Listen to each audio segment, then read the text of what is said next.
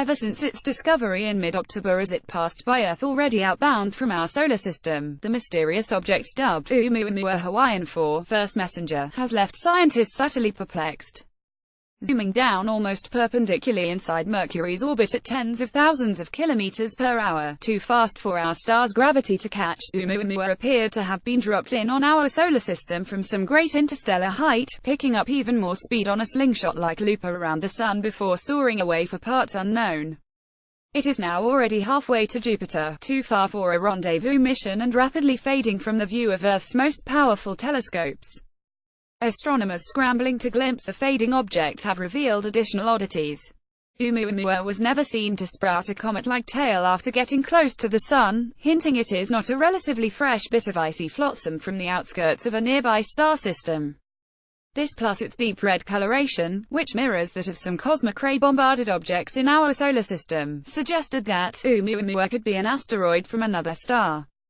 Yet those same observations also indicate oumuamua might be shaped rather like a needle, up to 800 meters long and only 80 wide, spinning every 7 hours and 20 minutes.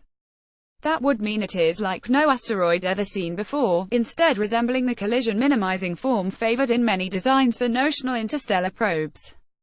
What's more, it is twirling at a rate that could tear a loosely bound rubble pile apart. Whatever oumuamua is, it appears to be quite solid, likely composed of rock, or even metal, seemingly tailor-made to weather long journeys between stars. So far there are few if any wholly satisfactory explanations as to how such an extremely elongated solid object could naturally form, let alone endure the forces of the natural high-speed ejection from a star system, a process thought to involve a wrenching encounter with a giant planet.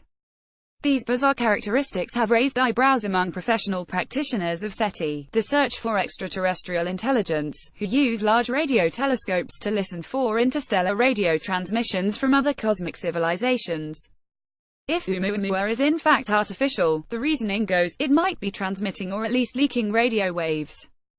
So far limited observations of oumuamua, using facilities such as the SETI Institute's Allen Telescope Array, have turned up nothing. But this Wednesday at 3 p.m.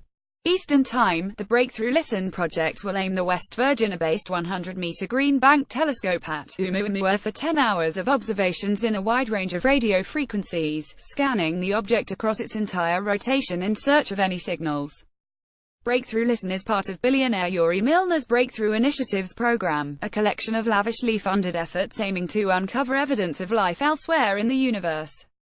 Other projects include Breakthrough Starshot, which intends to develop and launch interstellar probes, as well as Breakthrough Watch, which would use large telescopes to study exoplanets for signs of life. With our equipment at Green Bank, we can detect a signal the strength of a mobile phone coming out of this object, Milner says.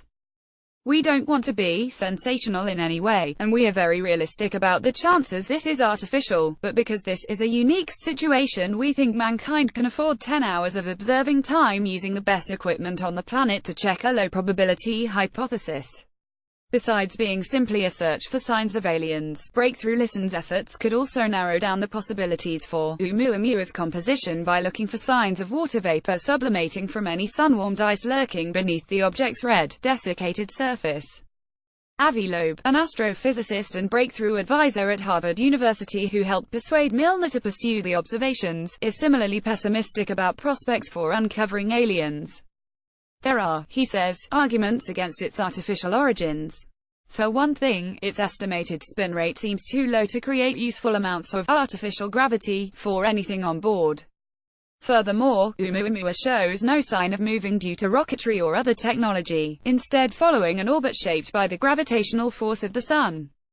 Its speed relative to the solar system, about 20 kilometers per second, also seems rather slow for any interstellar probe, which presumably would cruise at higher speeds for faster trips between stars. But that pace aligns perfectly with those of typical nearby stars, suggesting oumuamua might be merely a piece of galactic driftwood, washed up by celestial currents. Then again, Loeb says, perhaps the aliens have a mothership that travels fast and releases baby spacecraft that freely fall into planetary system on a reconnaissance mission. In such a case, we might be able to intercept a communication signal between the different spacecraft. Several years ago, Loeb and two colleagues performed a speculative calculation estimating the interstellar abundance of oumuamua-sized space rocks based on the density of stars in the Milky Way and the vagaries of planet formation. That calculation, Loeb says, suggests the number of such space rocks is at least 100,000 times too low to account for oumuamua's detection. Simply put, objects like oumuamua should be far too rare for our current telescopes to have any reasonable chance of spotting one. Newer studies gauging the odds find that for oumuamua's detection to not be an astronomically unlikely fluke, there must be a sizable population of such objects continuously passing through our solar system. This in turn suggests that more capable future observatories, such as the Large Synoptic Survey Telescope, will find many more when they began operations in the 2020s. Typically in astronomy we don't see things that are rare. If we see one, that means there's a lot more out there, says Breakthrough Listen's lead scientist Andrew Simeon, who is also director of the Berkeley SETI Research Center. So, while this is most likely a natural object, if we don't eventually see any more, that would indeed be very strange and would increase interest from a SETI perspective, either way. Simeon says, oumuamua's presence within our solar system affords Breakthrough Listen an opportunity to reach unprecedented sensitivities to possible artificial transmitters and demonstrate our ability to track nearby, fast-moving objects. Whether this object turns out to be artificial or natural, it's a great target. And if, against all odds, the Green Bank telescope detects signals from this mysterious interstellar interloper, what happens then? Breakthrough Listen's leaders assure us they would keep no secrets. First, the team at Green Bank would immediately re-observe oumuamua to confirm the signal. Next, they would reach out to astronomers around the world who could target the object with other radio telescopes. We quite literally have a little Rolodex just for that, Simeon says. And at that moment this would become public. There's no way to keep something like this a secret, because it requires us calling everyone we can. We tend not to cry wolf about these things.